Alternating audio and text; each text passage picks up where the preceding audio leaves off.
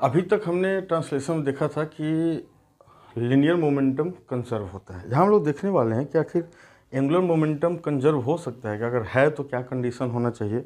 तो हम लोग देखने वाले हैं कंजर्वेशन ऑफ एंगुलर मोमेंटम।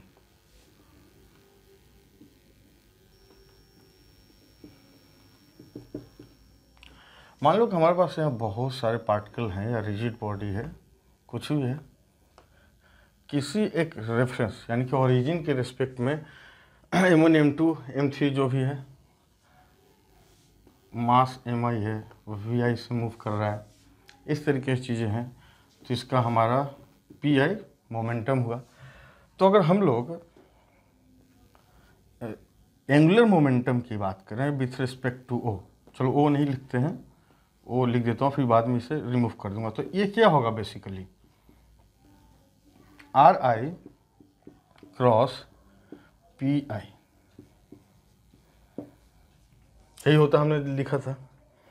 अगर इसका हम लोग डेरिवेटिव लेने की कोशिश करें यानी कि D L not by D T, तो यहाँ से हम लोग I D R I by D T cross P I plus are I, this is cross product, D P I by D T. अच्छा ये D R by D T क्या है? Position vector का डेरिवेटिव क्या होता है? Velocity हो जाता है, होता है ना। तो यहाँ वेलोसिटी है क्रॉस, यहाँ क्या है, एम आई वी आई। किसी भी पार्टिकल का पोजीशन वेक्टर का आ रही है तो इसका वेलोसिटी वी आई है, तो मोमेंटम क्या हुआ, एम आई वी आई, और इसका डेरिवेटिव क्या है, वी आई। वेलोसिटी क्या है, पैरेलल है, ये सेम लाइन में है, तो जो भी कहो। तो यहाँ पर क्या है, इसका क्रॉस प्रोडक्ट क्या होगा, जीरो हो जाएगा। क्या हो जाएगा, क्रॉस प्रोडक्ट का वैल्यू जीरो। तो basically D L by D T हमारा क्या मिला, summation I R cross D P by D T.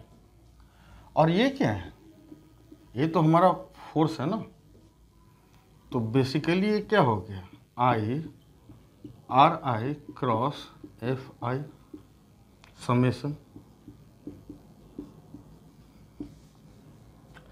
ये क्या है हमारा torque.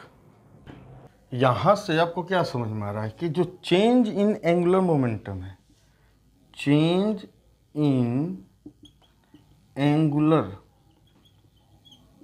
Momentum equal to torque, and total external force नहीं, एक्सटर्नल प्लस इंटरनल जो भी था इसका सिस्टम लग रहा था, उसके कारण जो टॉर्क हमारा हुआ है उसका समेशन है। तो यहां से एक चीज और हमें समझ में आ सकता है,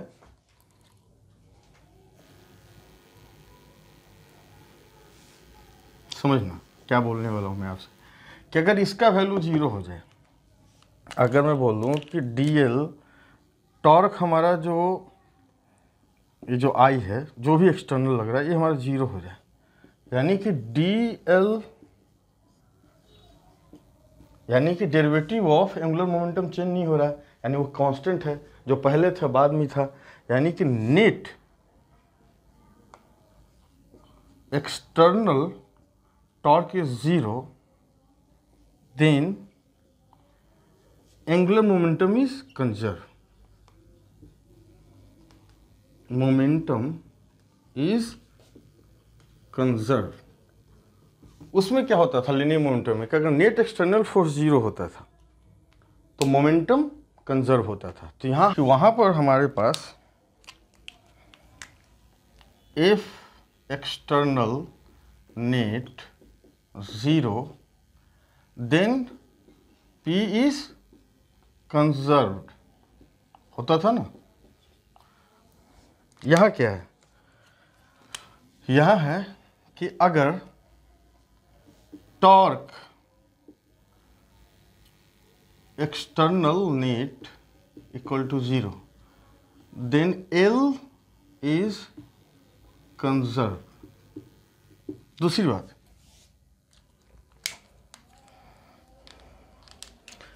चेंज इन जो मोमेंटम हमारा है, अगर सिंपल अगर इसको आप देखोगे तो dp/dt हमारा फोर्स होता था।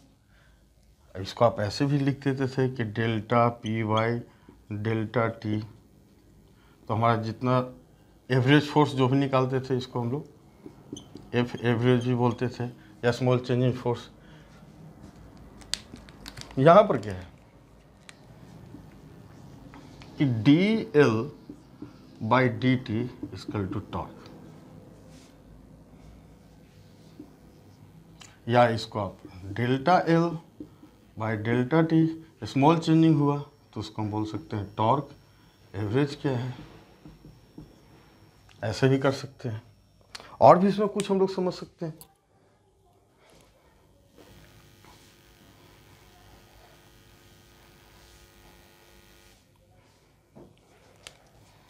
टॉर्क हमारा क्या था, I अल्फा।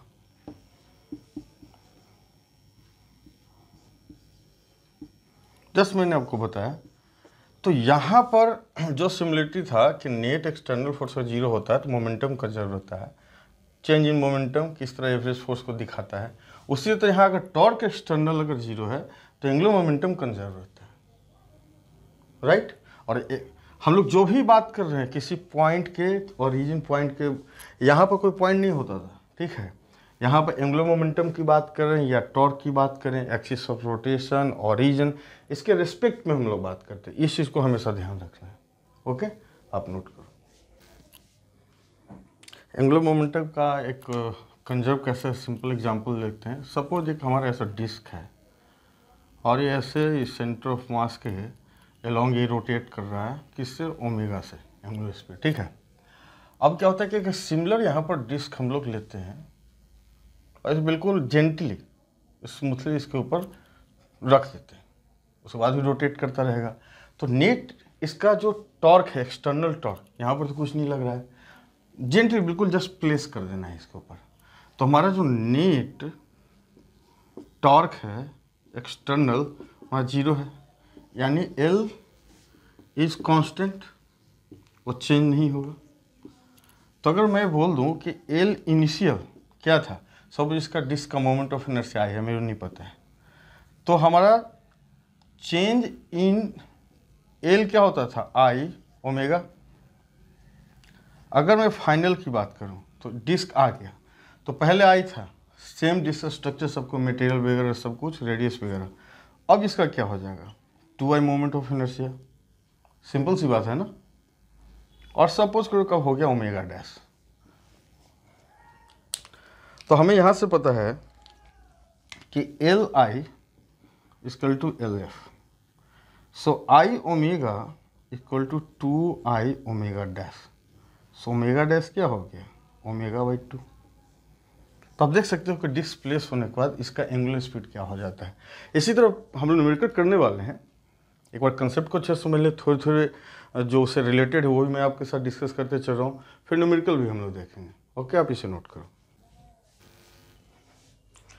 हमने फ्रिक्शन के चैप्टर में देखा था कि कोई एक रोड ऐसे है, सपोज हॉरिजॉन्टल हो, बैंक नहीं है, सपोज आप साइकिल से आ रहे हो यहाँ पर, और पिक्चर दिखाना तो मुश्किल है, लेकिन सोचो कि साइकिल से आप आ रहे हो, ऐसे मूव करके आ रहे हो, तो जब टर्न आता है तो थोड़ा सा साइकिल इंक्लाइन हो जाता है, किधर, इसके रेडियस की तरफ, जो कर्वेचर बन रहा है, जो सर्कमफ्रेंस बढ़ रहा है। तो मान लो कि आपका साइकिल कुछ ऐसे हुआ तो आपकी पोजीशन कुछ ऐसे, ठीक है। यहाँ से मानते हैं कि ये हमारा R रेडियस है, कौन सा, जिस सर्कुलर पाथ पर आप अपने आप को इंक्लाइन किए हो, और रोड बिल्कुल हॉरिजॉन्टल है, ऐसे है। अगर यहाँ से देखें तो अगर पर्सन का एम है तो वेट क्या होगा, mg। ये रोड का कॉन्टैक्ट ऑफ पॉइंट है, यहाँ से रोड क्या लगा रहा होगा, नॉर्मल। इसकी टेंडेंसी क्या है, खिसकने का आउटवर्ड, तो फ्रिक्शन फोर्स लग रहा होगा। अगर हम लोग ये साइकिल ऐसे चला रहे हैं, इसके ऊपर भी सर होगा, ठीक है ना। तो यहाँ पर इस पॉइंट के बाद हमारा mg लगा, फ्रिक्शन फोर्स है, नॉर्मल रिएक्शन है। अब हम लोग कैलकुलेट करना चाहे तो ग्राउंड फ्रेंड से भी कर सकते हैं, उसमें कोई दिक्कत नहीं है। मान लो कि ये यहाँ पर ये जो स्पीड है इसका v स्पीड से, लीनियर स्पीड से ये मूव कर रहा है और उसके रिस्पेक्ट में इसका ओमेगा एंगुलर वेलोसिटी है। हम लोग देखना चाह रहे हैं कि कितना ये बेंड कर जाए कि स्किड ना करे, सेफली ये टर्न हो जाए। ठीक है, गिरने का दिक्कत हो, आराम से वो टर्न हो जाए। तो हम लोग यहाँ कहीं न कहीं अगर इस पॉइंट की बात करें, इस पॉइंट के अबाउट वो कहीं न कहीं स्टेबल है।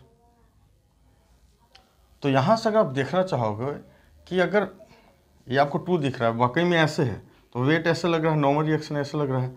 तो अगर हॉरिजॉन्टल वर्टिकली बात करें तो वर्टिकल डायरेक्शन में जो ट्रांसलेशन मोशन की बात है, एक दूसरे को कैंसिल कर रहा होगा, नॉर्मल रिएक्शन mg जो भी है। रही बात कि अगर ये पॉइंट को हमने अगर O माना, ये O मानते हैं, इसको A, तो A के अबाउट अब देखना क्या चांसेस है कि mg के कारण भी टॉर्क कुछ मिल जाए, नॉर्मल रिएक्शन के कारण भी टॉर्क मिलने का चांस है और ये फ्रिक्शन फोर्स के कारण भी मिलने का चांस है। लेकिन यहाँ पर जो सबसे इंपॉर्टेंट बात है कि हम लोग ग्राउंड के रिस्पेक्ट में नहीं इसको स्टडी करने वाले। क्यों? क्योंकि डिफिकल्टीज बढ़ेगा। हम लोग क्या करेंगे, साइकिल का ये जो है पर्सन, जहाँ इसका सेंटर ऑफ मास है जो भी है, वहाँ पर हम लोग बैठ कर देख रहे हैं। तो अगर ये v से आ रहा है तो इस पर फोर्स क्या लग रहा होगा, mv²/r, सूडो फोर्स बाहर की तरफ लग रहा होगा। बोले अच्छी बात है। तो अगर ये बिल्कुल सिस्टम रेस्ट में, तो इसका वर्टिकल टोटल फोर्स ले लो, हॉरिजॉन्टल फोर्स ले लो, सब एक दूसरे को बैलेंस कर रहा होगा। इवन पॉइंट ए के अबाउट अगर टॉर्क ले ले नेट, तो भी हमारा 0 होना चाहिए। तो देखो वर्टिकली मूव नहीं कर रहा तो कैंसिल कर रहा होगा, उसको लिखने की जरूरत नहीं है। हॉरिजॉन्टल देख रहे हैं कि चलो mv² फोर्स है, तो इसको कहाँ से मिल रहा होगा, इसी से मिल रहा होगा ना, सर्कुलर मोशन के लिए फ्रिक्शन फोर्स का जो हम लोग पहले देखे थे। अब ये अगर पॉइंट ए के अबाउट में हम लोग देखने का ये कोशिश करें कि नेट टॉर्क क्या होगा, तो फ्रिक्शन फोर्स यहाँ से मूव कर रहा है, यानी कि टॉर्क ड्यू टू फ्रिक्शन 0 होगा, torque due to normal reaction 0 होगा। यानी कि टॉर्क जो मिलने वाला है वो सिर्फ मिलने वाला है वेट एंड सूडो फोर्स के कारण। तो अगर मैंने बोल दिया कि टॉर्क ड्यू टू वेट, तो आपको पता है अगर ये थीटा है तो हम लोग क्या करते थे, जो भी फोर्स था उसके अलोंग, तो अगर ए है इसको हमने बी माना, इसको मान लिया सी, तो ये परपेंडिकुलर डिस्टेंस है। तो हम लोग बोल सकते हैं torque r cross F, are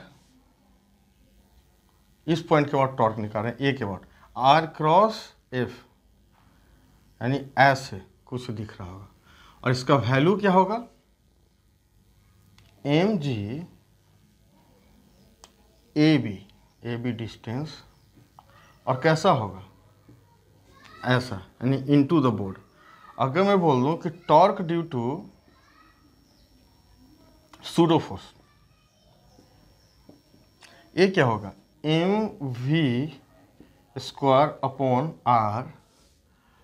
force के ऊपर, तो हमारा क्या होगा AC। अब देखो तो R क्रॉस F, स्क्रू बाहर की तरफ आ रहा है, आउट द बोर्ड, यानी कुछ है ऐसा।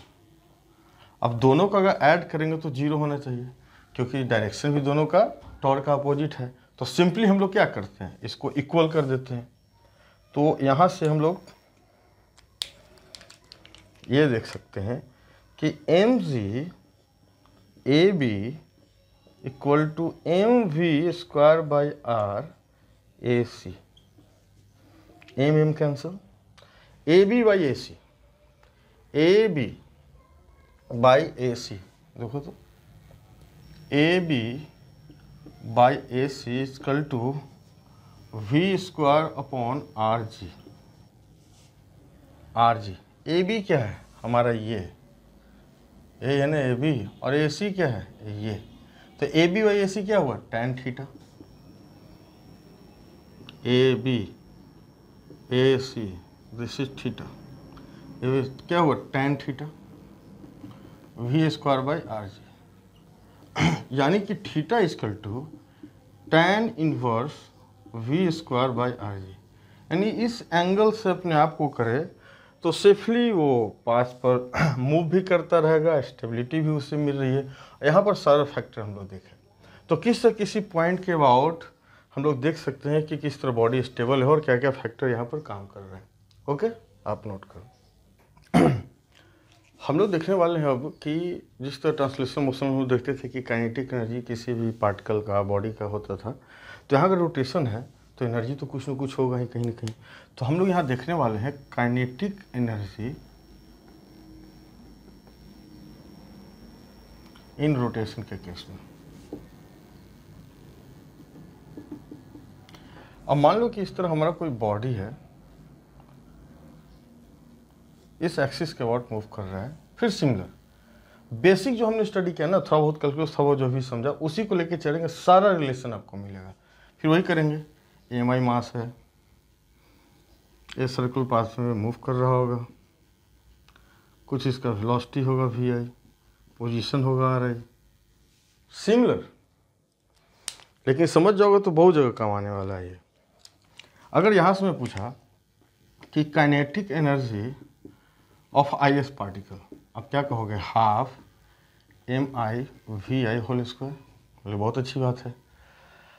और मान लो कि ओमेगा से मूव कर रहा है, ओमेगा इसका एंगुलर स्पीड है, तो हर एक पार्टिकल का वही होगा। तो यहाँ से हम लोग लिख सकते हैं half MI/RI whole square omega square.